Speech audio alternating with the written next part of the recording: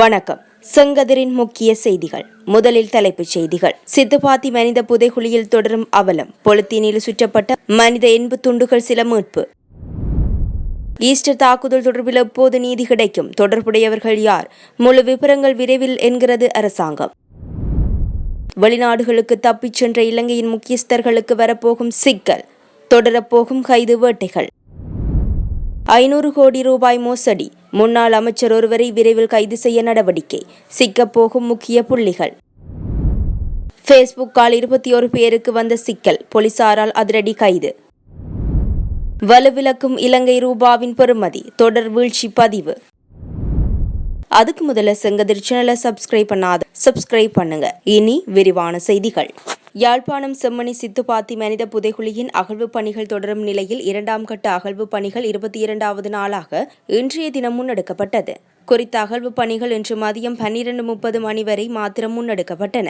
அதன்போது புதிதாக எண்புக்கூடுகள் எவையும் கண்டுபிடிக்கப்படவில்லை என பாதிக்கப்பட்டோர் தரப்பு சார்பில் முன்னிலையாகும் சட்டத்தரணி பூரணி மரியநாயகம் ஊடகங்களுக்கு தெரிவித்தார். அதன்படி ஏற்கனவே கண்டுபிடிக்கப்பட்ட 5 எண்புக்கூட்டு தொகுதிகள் மாத்திரம் இன்றைய தினம் முழுமையாக அகழ்ந்தெடுக்கப்பட்டுள்ளன.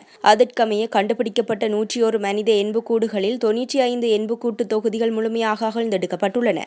இதனிடையே பொலித்தீன் பையொன்றில் சுற்றப்பட்ட நிலையில் சில எண்பு துண்டுகள் கண்டுபிடிக்கப்பட்டு அகழ்ந்தெடுக்கப்பட்டுள்ளதாகவும் அவை மேலதிக நடவடிக்கைகளுக்காக சட்ட வைத்திய அதிகாரியிடம் சமர்ப்பிக்கப்பட்டுள்ளதாகவும் சட்டத்தரணி தெரிவித்தார். இந்நிலையில் இன்றைய நாளுக்கான அகழ்வு பணிகள் இன்று மதியத்துடன் நிறுத்தப்பட்டதுடன் மீண்டும் நாளைய தினம் அகழ்வு பணிகள் ஆரம்பமாகும் எனவும் பாதிக்கப்பட்டோர் தரப்பு சார்பில் முன்னிலையாகும் சட்டத்தரணி பூரணி மரியநாயகம் தெரிவித்தார். ஈஸ்டர் தாக்குதல் தொடர்பில் அனுர அரசாங்கத்திடம் எதிர்க்கட்சி கடுமையான அழுத்தங்களை கொடுத்து வருகின்றது. அதேவேளை பல்வேறு தரப்பினரும் இந்த சம்பவத்திற்கு நீதி கேட்டு வருவதுடன் குற்றவாளிகளை அம்பலப்படுத்துமாறும் வலியுறுத்தி வருகின்றனர். இந்த நிலையில் ஈஸ்டர் தாக்குதல்களுடன் தொடர்புடையவர்கள் விரைவில் சமூகத்திற்கு வெளிப்படுத்தப்படுவார்கள் என பெருந்தோட்ட அமைச்சர் சமந்த வித்யாரத்ன தெரிவித்துள்ளார்.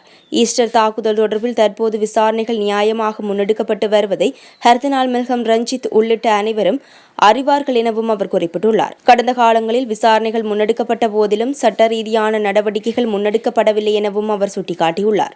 ஆனால் இன்று சட்டம் முறையாக நடைமுறைப்படுத்தப்படுகிறது என்ற நம்பிக்கை அனைவர் மத்தியிலும் ஏற்பட்டுள்ளதாகவும் பெருந்தோட்ட அமைச்சர் கூறியுள்ளார். ஈஸ்டர் தாக்குதலுடன் தொடர்புடையவர்கள் யார் என்பதை வெளிப்படுத்த நீண்ட காலம் எடுத்துக் கொள்ளப்பட மாட்டாது எனவும் பெருந்தோட்ட அமைச்சர் சமந்த வித்யாரத்ன தெரிவித்துள்ளார். ஆகவே தற்போதைய அரசாங்கம் ஈஸ்டர் தாக்குதல் தொடர்பில் உண்மை மற்றும் குற்றவாளிகளை அம்பலப்படுத்துவார்களா என்று பொறுத்திருந்து பார்க்கலாம். நாட்டில் ஆங்காங்கே போதைப்பொருள் கடத்தல் மற்றும் போதைப்பொருள் களியாட்ட நிகழ்வுகள் இடம்பெற்று வருவதனை அவதானித்து வருகிறோம்.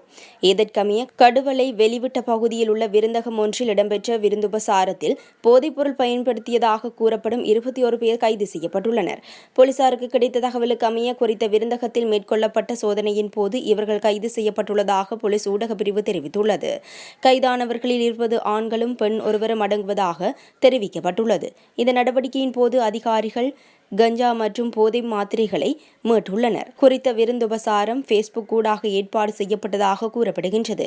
இந்நிலையில் போதைப்பொருள் தொடர்பான நடவடிக்கைகளுக்கு எதிராக தொடர்ந்து விழிப்புடன் இருப்பதாக தெரிவித்துள்ள போலீசார் பொதுமக்கள் குறிப்பாக இளைஞர்கள் சட்டவிரோத பொருட்கள் தொடர்பான நிகழ்வுகளில் பங்கேற்பதை தவிர்க்குமாறு கோரியுள்ளனர். அனுர அரசாங்கத்தின் கைது வேட்டைகள் தொடர்ச்சியாக முன்னெடுக்கப்பட்டு வருகின்றன. இந்நிலையில் கடந்த அரசாங்கத்தின் முன்னாள் அமைச்சர் ஒருவரை விரைவில் கைது செய்ய நடவடிக்கை எடுக்கப்பட்டு வருவதாக லஞ்சம் மற்றும் ஊழல் விசாரணை ஆணைக்குழுவின் உள்ளக தகவல்கள் தெரிவிக்கின்றன. 500 கோடி ரூபாவிற்கும் அதிகமான பணத்தை முறைகேடாக பயன்படுத்தியமை தொடர்பாக இந்த கைது இடம்பெறவுள்ளதாக குறிப்பிடப்படுகின்றது. இது தொடர்பாக ஆணைக்குழுவிற்கு கிடைத்த முறைப்பாடுகள் தொடர்பில் விசாரணைகள் மேற்கொள்ளப்பட்டன. கடுமையான குற்றச்சாட்டு அத்துடன் குறித்த அமைச்சின் பல அதிகாரிகளிடமிருந்தும் வாக்குமூலங்கள் பதிவு செய்யப்பட்டுள்ளன. பல்வேறு திட்டங்களின் கீழ் அரசாங்க நிதியை முறைகேடாக பயன்படுத்துதல், சம்பந்தப்பட்ட நிறுவனத்தால் வழங்கப்பட்ட பல்வேறு வேலை ஒதுக்கீட்டிற்காக தொழிலதிபர்களிடமிருந்து சட்டவிரோதமாக பணம் பெறுதல் மற்றும் சம்பந்தப்பட்ட அமைச்சினால் பல்வேறு நிபுணர்களுக்கு வழங்கப்படும் ஒரு குறிப்பிட்ட சலுகையை வழங்க லஞ்சம் பெறுதல் உள்ளிட்ட பல கடுமையான குற்றச்சாட்டுகளுக்கு இந்த முன்னாள் அமைச்சர் மீது குற்றம் சாட்டப்பட்டுள்ளதாக தெரிவிக்கப்படுகின்றது. இதேவேளை எவ்வாறான விமர்சனங்கள் முன்வைக்கப்பட்டாலும் கைது நடவடிக்கை தொடரும் எனவும் நாட்டில் உள்ளவர்கள் மாத்திரமின்றி வெளிநாடுகளுக்கு தப்பிச் சென்ற முக்கியஸ்தர்களும் கைது செய்யப்படுவார்கள் என்றும் அமைச்சர் நலிந்த ஜெயதிச தெரிவித்துள்ளார். கொழும்பில் வைத்து ஊடகங்களுக்கு கருத்து தெரிவிக்கும் போதே அவர் மேற்கண்டவாறு குறிப்பிட்டார். இவ்விடயம் தொடர்பில் தொடர்ந்து தெரிவித்த அவர் நாட்டில் சில பிரபலமானவர்கள் கைது செய்யப்படுவது அவர்களது முகத்தையும் பின்புலத்தையும் பார்த்ததல்ல, முறையாக முன்னெடுக்கப்படும் விசாரணைகள் ஊடாகவே இந்த கைதுகள் இடம்பெறுகின்றன.